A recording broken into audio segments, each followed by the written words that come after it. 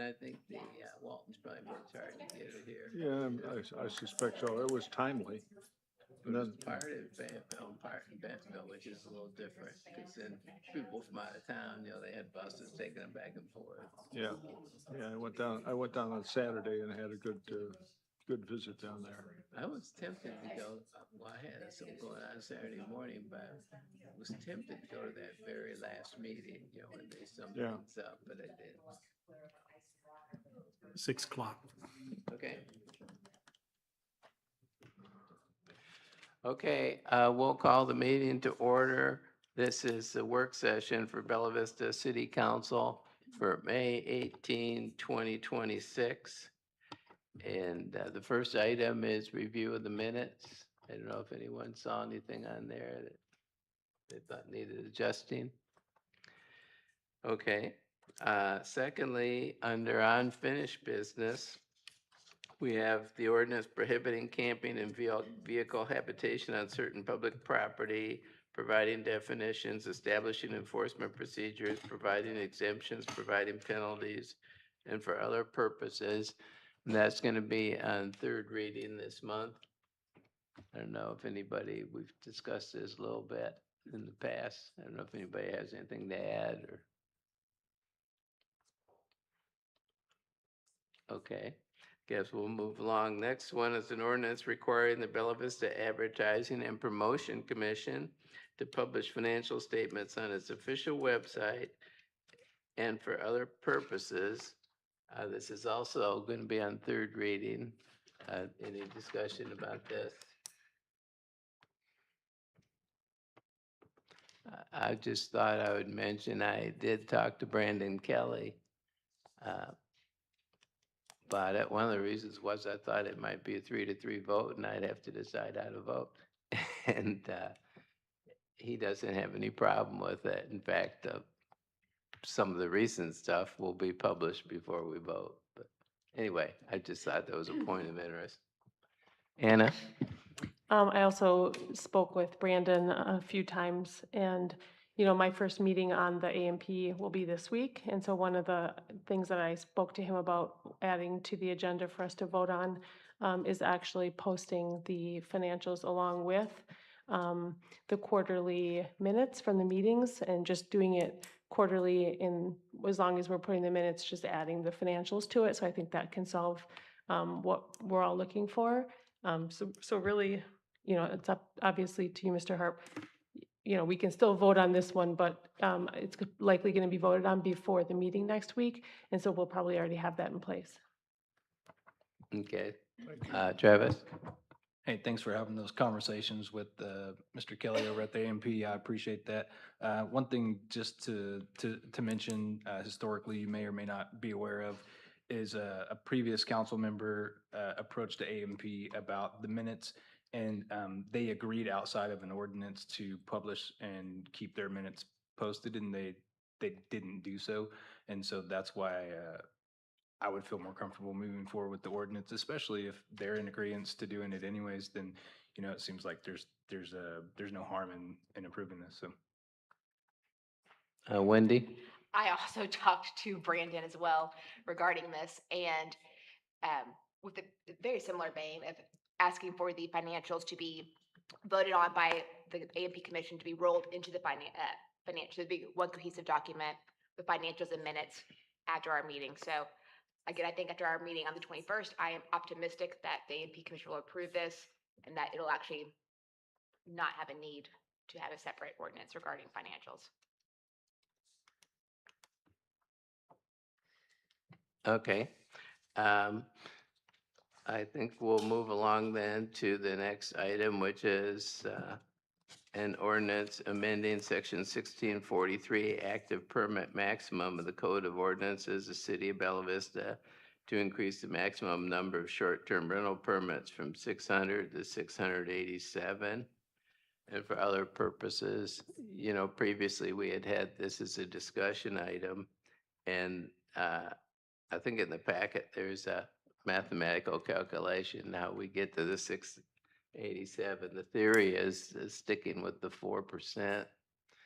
And I will mention one thing. After our earlier meeting, I had several emails from citizens that were concerned about the idea of people being kicked off for not using their STR.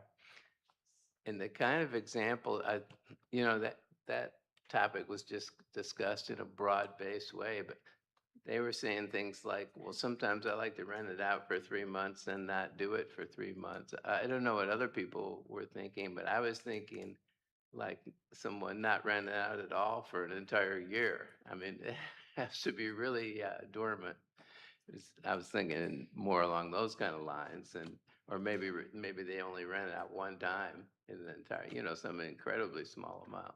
But I don't have a proposal to take any action on that at this time. The only proposal is this one to change the 687.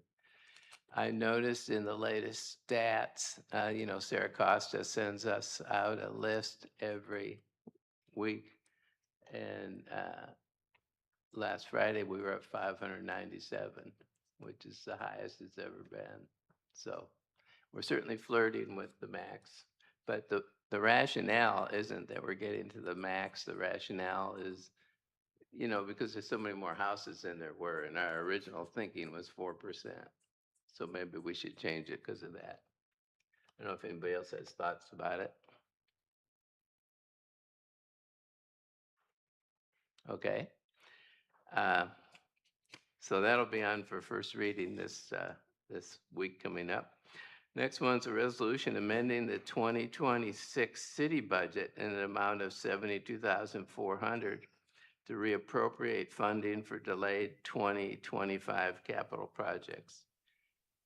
I think Taylor had spoken about this as a discussion item earlier.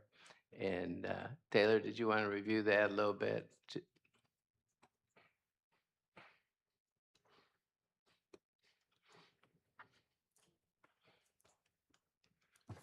So yeah, nothing has changed since the work session from last month. Essentially, the discussion was if there was support to reassign the unspent amount from last year's budget to this year's budget because of the delay in production and delivery. I couldn't actually use that money until 2026.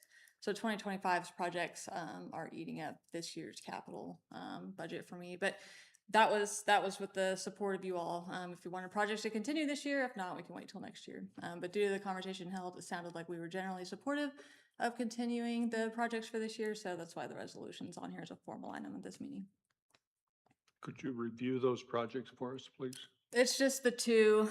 So we had traffic cabinets that had to be spent this year, and then the wayfinding signs for this year. That's the only thing?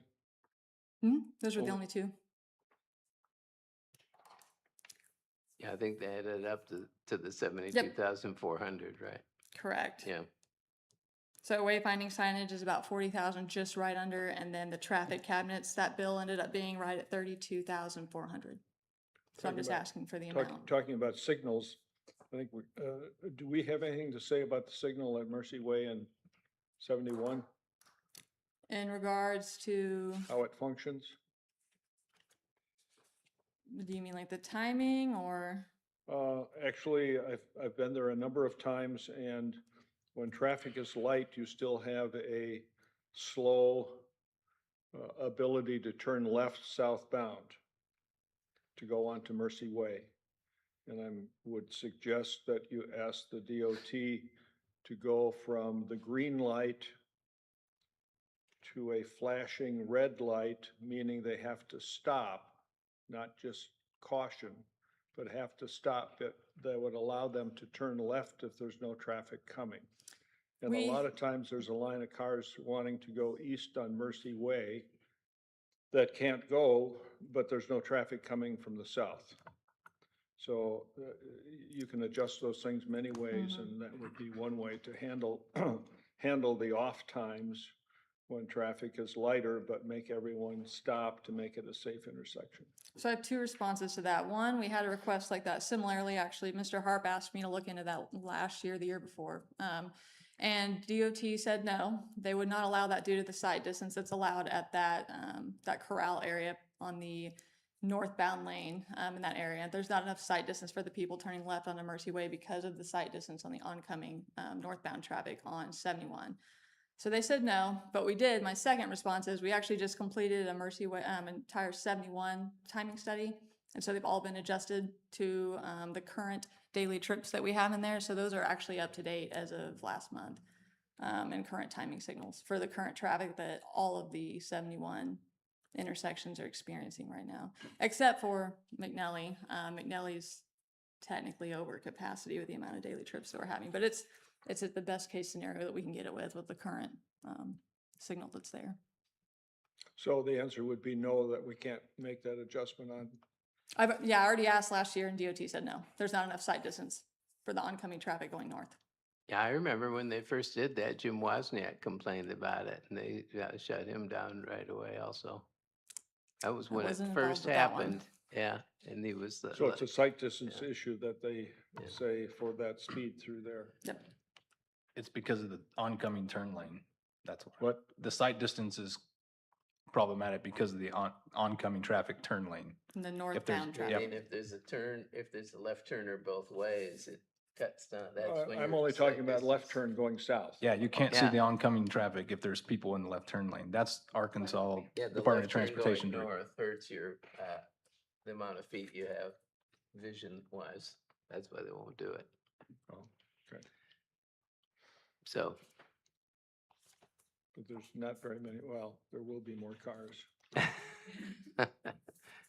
but I know what you mean. Once while you're there and there's nobody around, you think, you know. I'm there a lot and Yeah. I sit there and wait Yeah. and wait and wait, and there's nobody coming So- the other way.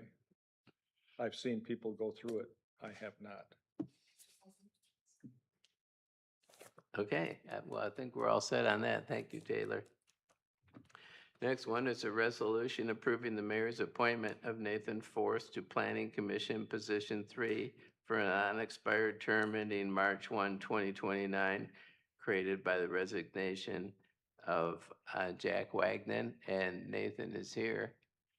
So appreciate your coming. And we had, I think, 3 applications for this, and he had a really strong background. Okay, next one is a resolution authorizing the mayor and city clerk to enter into a 3-year lease contract with Stronghold Data LLC in an amount not to exceed $62,000, $18,613 per year per a TIPS USA cooperative procurement agreement for the lease of Dell computers and associated equipment. And John Mokel's here to explain it. Good evening. Yeah, this is routine business at this point. We've been doing a lease like this for approximately 8 years now.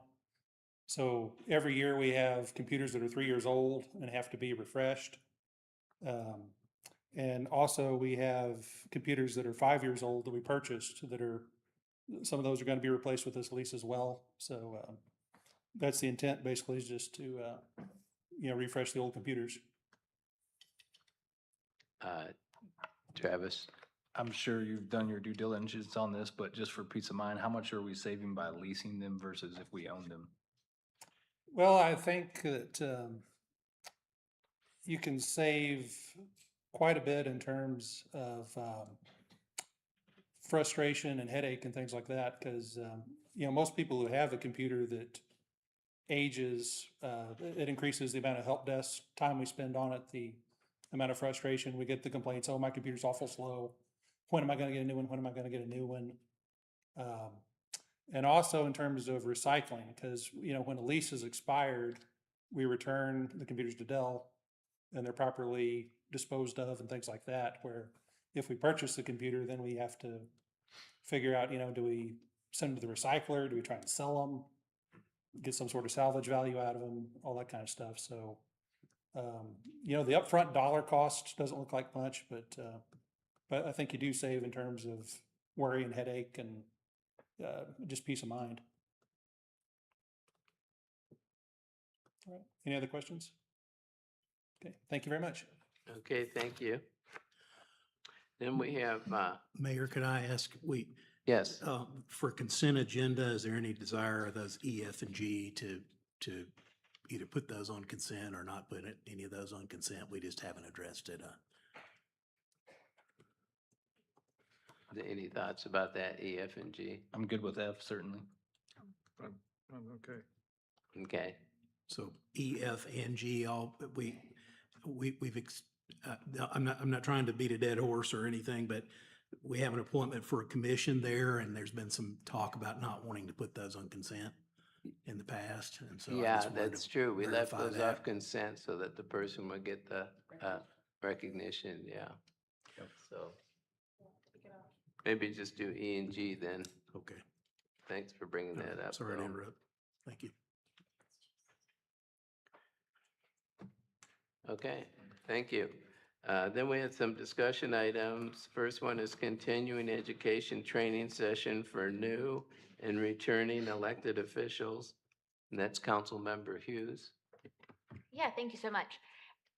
Just knowing that other cities in our area, I know Fayetteville requires their newly elected members of council, mayor, clerk to attend a training session, which we had offered ones, which is very nice, but having required one, I think will really help get people in place in those new spots.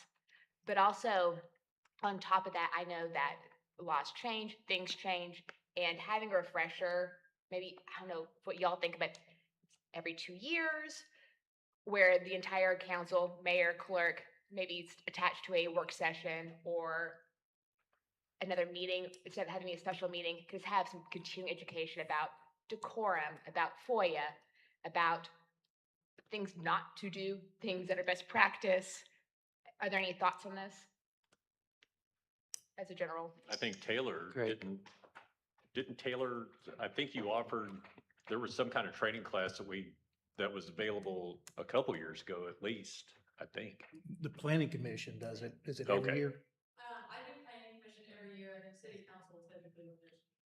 correct. Yeah, we've done, Got to you and I sat together when we both got elected at the same time with Jason yeah, and for the newly elected. Cassie came in, Taylor came in, and they all kind of gave us a little rundown before we were actually in office. But I think maybe having refreshers for all of us, because things do change at the state level all the time that impact us, and I want to make sure that we are doing our best job to be on top of it. Shay? I like that idea. I think every other year sounds good. I think annually might be a lot. Does the municipal league offer something like that, or how would we? So I reached out to them. They offer trainings online that you can attend. If you happen to attend one of the AML conferences, they have all those beautiful breakout sessions that you can attend. That's if you're able to attend, or if you on your own go and sign up for these things. I did ask if they would ever like do a regional, like, hey, come up in the NWA region and maybe we could all attend one together. If they're busy. Well, They're busy folks. Does, Travis? Oh, sorry. Yeah, I just don't like the mandatory part, because if you mandate training and someone doesn't attend, then is it punitive in action? So I think it's a phenomenal idea to offer training, but to make it mandatory I'm not sure that's something that I could support right this second.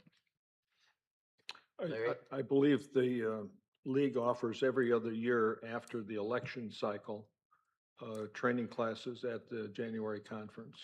They do, but you have to be able to attend. And so if we have people on council who can't attend for whatever reason, work, family, weather, family sickness, this is an opportunity that we could all have a little learning and education refresh, because I think we all desperately need it. Just thoughts. So I guess what we do now, Jason, you kind of got together with the new counselors and told them about FOIA and a few other things. What I've done the last couple of cycles, when we had new members elected before they took office in that December, after we found out the winners, we invited them all to come in, invitation, and I would give them, and y'all were there, you know exactly what we talked about, just how the agenda works, how the basics of FOI, how to be careful with your email, what all we can do for you. there's just some basics on process and procedure of the council, those sorts of things, and to answer questions, because are questions, obviously. And then I know that Taylor would present a zoning and planning informational session about all that and answer questions about what they do. And then really, I guess anybody else at the city could also come in and talk. I don't remember, yeah, I think Cassie talked a little bit about how the communication part worked and all that. So it's always kind of been a Q&A and sort of a thing, but I also wanted all of you to know, if you have something you want to propose, you shouldn't have to wait 90 days to kind of get a feel for things. You should know immediately how to do something if you want to do it. You've been elected. So we started doing that a couple of cycles ago. And I think it was helpful. But whether we need to do it on a continuing basis, I think probably the staff could do that if that's something the council wanted to do. If you're already elected to office and we have multiple members of council, that's going to have to be a public session rather than a meeting in the office. So the benefit, or if you want to call it that, or we could have a very small meeting with just a small group. It doesn't have to be open to the public, just so that we can just be a little more informal, answer questions, and you can get together and talk a little bit before you take office, because obviously, there are rules about that too. So, which we talk about during that training. So, Wanda, you and I talked, when you took your position, I think we met, maybe, I don't Right. recall. Mhm. And there are clerk issues as well for new council people. I would see there would be value in the returning council people meeting the newly elected. There's just a lot of different things important. So that's what we've done in the past. But, so if we were going to do something, are you talking a resolution or a policy or what's? Well, it's not my suggestion, Yeah. it's Ms. Hughes' suggestion. Yeah. But if you're going to do something, you could adopt an ordinance that would require it. And understanding Mr. Harp's statement, it's an ordinance. If you don't follow the ordinance, it's an ordinance violation, so there would be a compulsion to follow it. You could pass a resolution and say that they'll be offered and suggesting that members attend, but not requiring it. There's really no limit to how you want, if you want to do it or how you want to do it. It's just up to you. Okay. So. Okay, the next discussion item is about bike park traffic, and that was Councilmember Harp. Yeah, thanks, Mayor. I just had one person come up to me and question me about the city's plans for the increased traffic on the bike park. And I told him I honestly didn't know if there was anything happening behind the scenes in preparation for it. One of the things that I was able to tell him that I knew is that, 71's a state highway, so we'd be limited, I would think. But he said he's noticing a lot of people pulling off to the side on Oldham Drive just to look and watch and observe, and he's concerned. I guess he travels that road often. I didn't know what to tell him, and I didn't know if we have any plans in place or if anybody has any ideas or suggestions on, because I think it is going to potentially be problematic. And anyways, I just didn't know what to tell him, so I told him I'd find out. Yeah. Tim Cook, I wonder if you wanted to address this?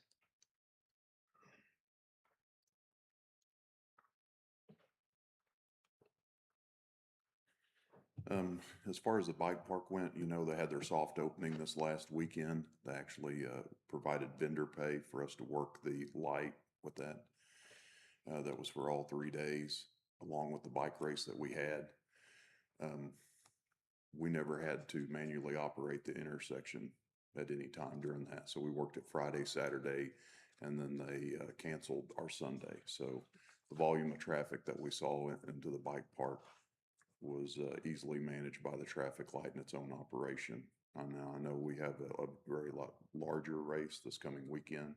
We'll see a larger influx, but we're going to also be there again, so we'll be able to report back to you about it, what we see and when it occurs. As far as Oldham, I hadn't had any reports about people pulling over causing any traffic hazards, but we can address that with the laws that we already have on the books about people stopping and standing in the roadway. if it becomes a more major problem, if we do see statistics like that, you know, we can move with some, where we've done it in other places, some no parking signs also, where that can also add us another statute in for addressment on it. So, that's all I see right now is that the traffic that we're seeing out of the bike park, again, is just open, but I can report how we handled this weekend. We didn't have to interact with it at all. Again, we'll see a lot larger influx. We'll have 18 of our officers out just working spots for the bike race, not counting the ones working the intersection of Mercy. So, Craig? You say 18 officers are going to be working that event? yes, Singularly, that one event, 18 officers committed to that? yes, this event, and it'll be vendor pay also. And Because this is a concern that I had a year ago. I've been beating this drum. I was the only one that showed up to the planning commission meeting when the planning commission was talking about this. And that was my concern at that time, was traffic. And ironically, there was 5 kids lined up today when I was coming home from work, lined up to cross to Oldham across 5 lanes of traffic. I mean, I have been so concerned about the traffic, and then, because we're gonna have a circus 6 months out of the year, you know, every single weekend's gonna be a this or a that. And my concern is that everything's funneled down into that one intersection, and then you're gonna have people trying to cross the road at Dairy Queen, or just jumping across 5 lanes of traffic. I don't know how we're gonna do that. And that was my concern then, and that's what the question that I had to Blue Crane, all of those was, I mean, they've got a walkover on 8th Street in Bentonville. They're building the giant oval out there in Bentonville also, so I know they can construct something to put the bike traffic either over or under, and nobody wanted to talk about it. So here we are, and I guess we're just gonna find out, you know, the hard way. You know, I don't know if it's gonna be fatality, wrecks, you know, whatever it's gonna take. But 71 is gonna be, I think it's gonna be a nightmare. I mean, I hope I'm wrong. But I don't know how we're going to, every single weekend, if there's an event, and we're gonna have the one light, you know, in the middle, right smack dab in the middle of town, that's gonna be manually operated.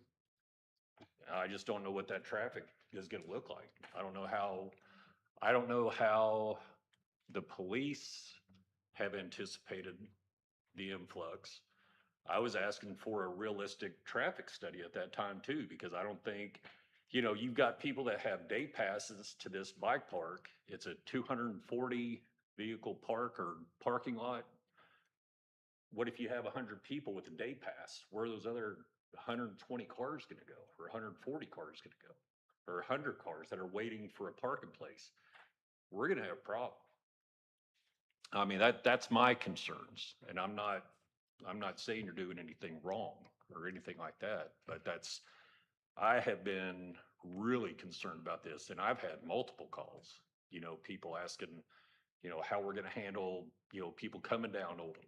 You know, how are we gonna handle novice riders, you know, children, they're gonna be riding on our streets. How are we gonna navigate that? So there's a lot of concerns, you know, getting into this whole thing. Um, and I think we kind of walked ourselves into a corner on this whole thing. I hope we're wrong, but the infrastructure was not there to begin with, and that's what I was trying to get in place. Something to get access. And so I just don't know how we're gonna take everything through one signal light without having traffic backed up to, you know, Reardon or whatever. And again, the concern that I had was anybody traveling northbound, if we have an ambulance and we've got a pile of cars waiting to turn left and everything's backed up, I don't know how you're gonna have emergency services coming down, because you can't go on the right side because the pylons can't go in the middle because there's an island. So these are all things that I've asked, and nobody wanted to talk about it. So we'll see how it goes. Well, to clarify on the 18 officers, I think a lot of those are at different crossings. And yeah, right now there's races that leave out of Bentonville, and we have all kinds of officers working at those crossings I don't have a problem with now. the- I mean, it's, Yeah, I think we're talking about two different things. yeah. So, I mean, with the bike park, I think initially what we saw was we didn't have really a traffic issue on that. Now, the major races that we have, right now, we have 4 during a year. This will be the largest essentially race that we have, and that's what I was mentioning, that this coming weekend, we're gonna have 18 officers out on Friday, 18 officers out on Saturday, and then it'll be scaled back to 5 on Sunday to support that race. And one And- thing you said, Tim, vendor pay, they are paying for those officers to work, but taxpayers are not, right? Correct. That's exactly right. And the same as And is that- working that intersection, and it's 2 different vendors that we're dealing with. Chief, is that pay adopted by ordinance, and how old is that? I would imagine that the police charge, like the fire department charges a hourly rate, or, It's not adopted by ordinance, okay. so what we came to is with our sister agencies, you know, we're essentially, you're not trying to poach from other entities. We've agreed on an hourly wage, and then also we work with the mayor and about when we do vendor pay, because one of the problems that you would run into almost in any organization is that if someone has vacation or they take off and we're requesting to get a bulk of our manpower in there, it wouldn't be at time and a half. So with vendor pay, if you're off or not, and you don't reach your 40, you still get the vendor pay, which is double time. So, and I understand your concerns. I field a lot of phone calls about concerns about public safety, people on roadways. And all I can do is always report to the statistics that Oh, we I have. understand. And our job is to deal with the situation that I have in front of me. And I know they're working on building a better crosswalk down there. And I'm sure as time goes along, if there's more inquiries and flux, we'll reevaluate and we'll develop a plan. And at that time, we'll definitely brief the mayor on what our plan is and how to deal with it. Shay? But just for clarity, I think I heard you say that on opening weekend, we had officers on standby to manually intervene with that signal should traffic back up, and at no point they had to intervene on opening weekend. Is that right? Correct. Yes, we were. was it? They were actually down there. If on Friday and Saturday, you would have seen our police vehicle right at the intersection because they were paying us to be there, and we never had to manually operate that light. And it was a soft opening, correct? Correct. It was, I was there all 3 days, and Friday was the crazy day of the 3 days. You had a question about the overflow parking and like the need for cars waiting. So on non-markets days, which markets only on Sundays from 8 to 1, that's their space. That's their parking lot for overflow parking lot, and they're working on that crosswalk right now to get that finished. I think it should be finished in the next week and a half or so. It goes all the way across from Allen's all the way up to the bike park, exactly. And so that'll be I think a big help. I'm concerned about it too. Make sure people are safe, but that's going to at least be a pathway forward until the rumors of a tunnel or a overpass for pedestrians and for cyclists can come to fruition. Well, my point is that you're tunneling bike traffic to one point. And so, just say that we have just a great turnout and you have tons of people here. How are we gonna do that light? Are you gonna let 20 bikes across and then 5 cars, or, because that area already is prone to congestion, just like, Mr. Harp and Wilms, just that left turn light alone is a pain. And I just don't know how we're gonna navigate that on days where you've got traffic both ways, you got 100 people waiting across at one point. And then how are you going to get that and have that situated where you're not having people just losing their minds sitting in traffic? Well, one of the things that we always try to train our officers on, and most of the time when people feel the need, they need to interject manually, you don't. The light is, like said, Taylor said, has a study that's meant to move traffic flowingly.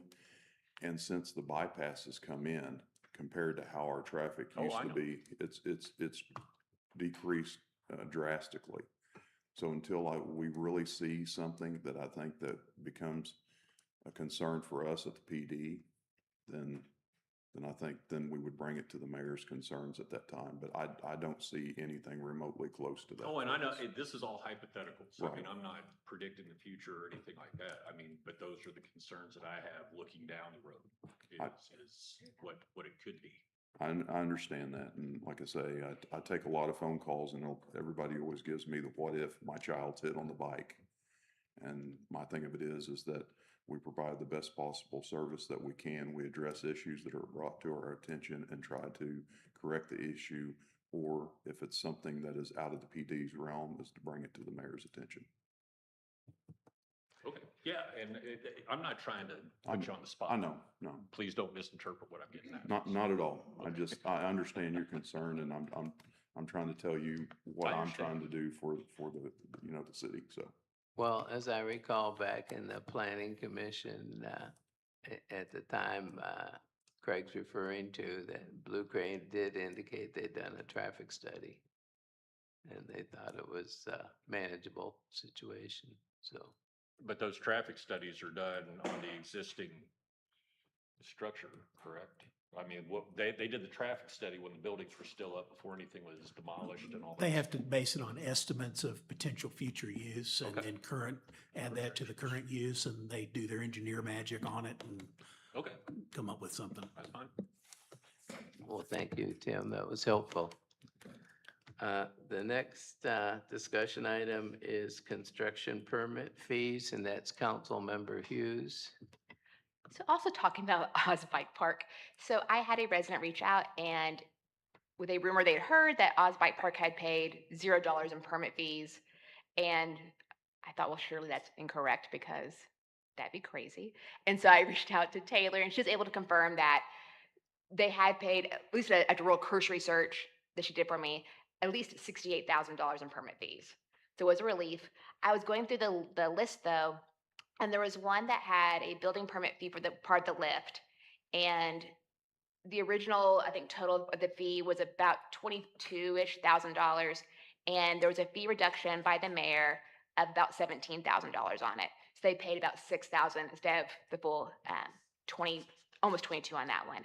And I was just trying to figure out, because I know that I don't think money is an issue for the particular company at hand. And it's not like this is a hospital or a new library or a fire department.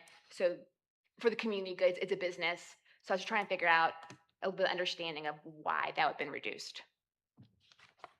Okay, yeah, the permit fees on this particular project, on the building itself, the building permit fee was $8,020. The impact fee was $50,160. The surcharge fee that goes to state, that's $1,000.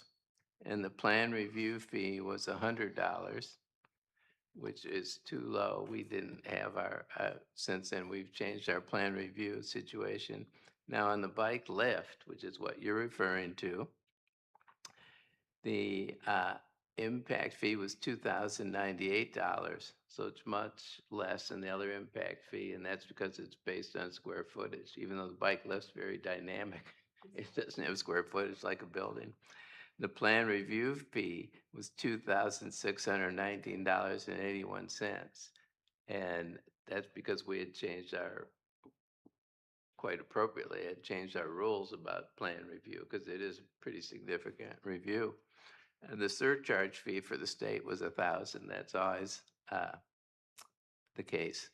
So there's a mathematical calculation of the fee on the bike lift or on anything.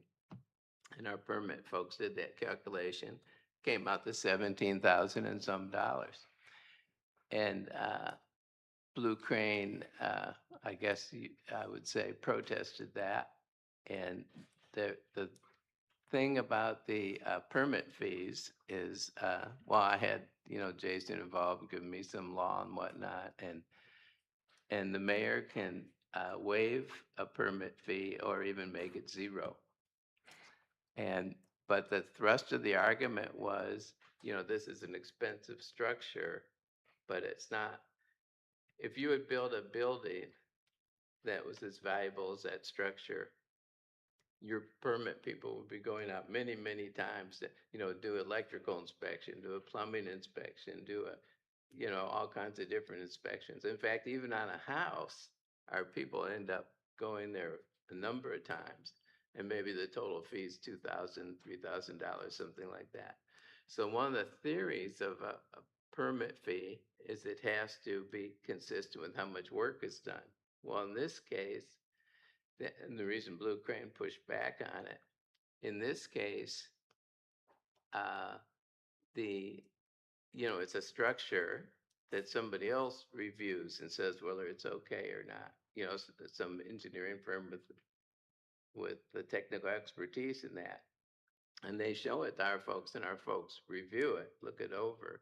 But it's not like a building where you're running out there 10 times to look at it and review this and review that. So they pushed back on the fee, and I lowered the permit fee from $17,000 to $250. But the rationale was that in the meantime, they're doing things like Walton-related entities. The Mercy Way Bridge, they're paid 20% of it, which is $1.4 million. Then we're talking about extending the Greenway past Metfield. It's $3.5 million. They said, yeah, we'll pay the 20%. That's $700,000. So, some people with the city suggested to me, why are you arguing nickel and diming these people when, they're doing spectacular things with money for us? But, the main thrust of it was, well, first I thought they'd paid some really significant money on the building, particularly the impact fee of $50,000. And just the fact that we didn't review that like we would a building. And, it was relying on the expertise of others to say that it's okay. So that was the thrust of what went on. And I was comfortable with it and thought it was, it's one of those things where some people would say, oh, that's fair, and other people would say it's not fair, and, it's subjective, but I was comfortable with it. How did you come up with that number? Well, they wanted it to be zero, and I Yeah, said, but- I don't want to do zero. Yeah, but it was reduced by what, 16,000? It was quite a bit. $920.10. It's very specific. Yeah. So what was the formula that created that, 10 cent, what came up, how did we get that number? The 250, it wasn't a percentage or anything. It was just, I just didn't want it to be zero. I wanted it to be some significant number. So we just made, sorry, I'm Yeah. not trying to be obtuse. So we just made up a number, or, because again, $16,922.10 is a very specific, it's not like, hey, we're giving you $5,000 off, $15,000. It's a very, I'm just trying to wrap my brain around it. So when people ask me questions, I can explain to them. Yeah, And it yeah. makes sense. Yeah, I saw someone made a comment on, I don't look at Facebook a lot, but somebody made a comment that, hey, they got some kind of special deal, I didn't view it that way. I viewed it as an unusual item. And, there was significant discussion before we got where we got. But there's no reasoning of why we have that particular number and not like around like 5,000, 10,000, $16,922.10. It's just a very oddly specific. Yeah, well, the original number is a calculation. And Okay. The permit person actually has you just take, it costs X dollars, and then you do the math, and it comes out this. That's where that comes from. But that's my point. Item with that kind of value, the project valuation on the lift was like 8.2 million Yeah. and some. If that was a building, we had spent it And so it comes out the permit fee should be 17 grand. If that was a building, we would have spent a tremendous amount of time looking at that building. You spend pretty significant time just looking at one house, really. So, I mean, the time and effort wasn't really in the vague vicinity of that, really. So that's why what was done. So, but I feel like, one thing people have to realize, no matter who you're dealing with, they're human beings and they have human type emotions. And, uh, they would naturally have a feeling like we're doing a lot of stuff for you and then we paid big bucks on this building and now you're not being fair to us. That's the feeling they would have. In fact, you're being clearly unfair to us. Travis? Does anyone at the city even, certified or able or have that expertise to go and inspect this lift? Because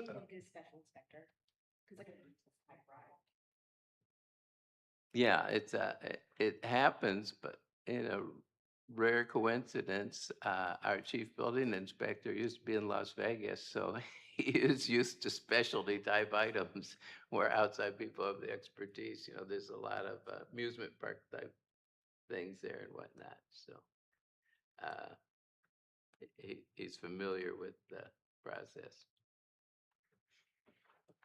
But that part, especially where it's supposed to be commensurate with the, you're otherwise, the reason they make rules like that, they being the people who make the laws, is they don't want you just sitting there making stuff up about, what the fee is.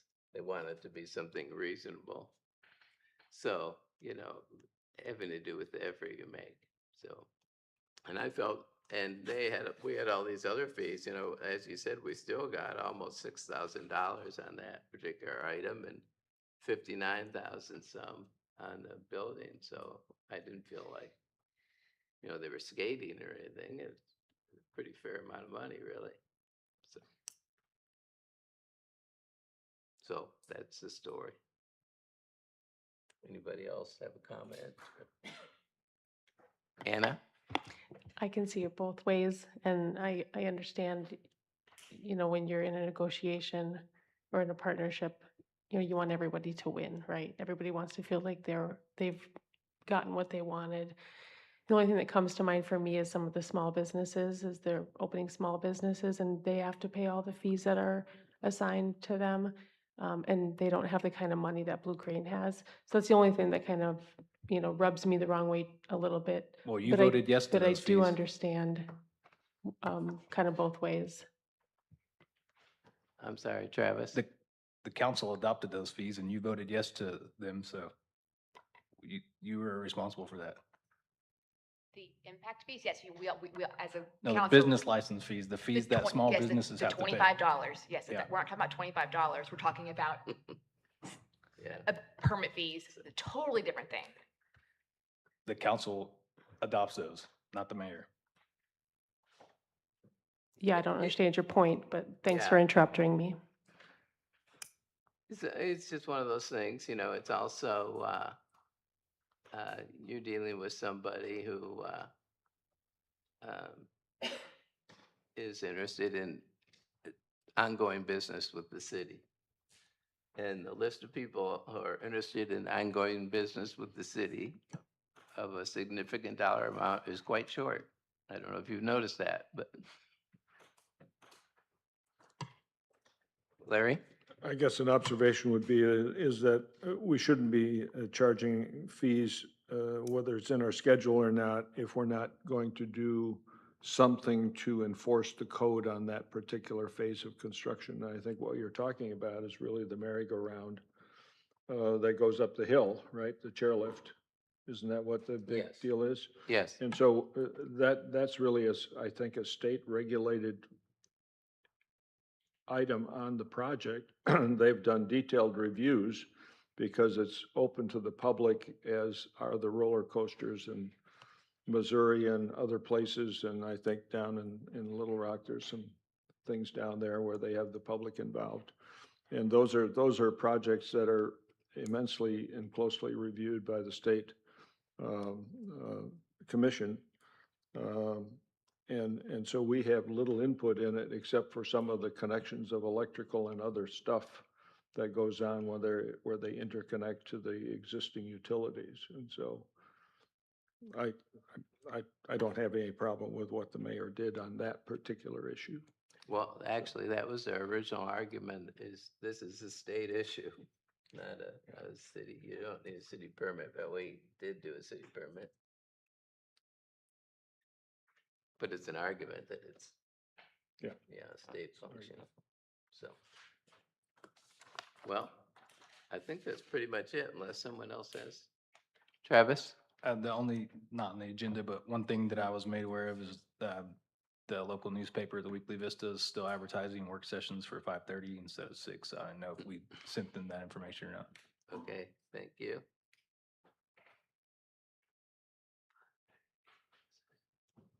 Yeah, sometimes it takes, I'll mention that. I think we noticed something before where it was listed. It takes a while to get the new word out to people, but I appreciate that. Okay, with that, we're adjourned and we'll be next Monday at 6. Thank you. Tuesday, that's right. Next Monday is Memorial Day. Thank you.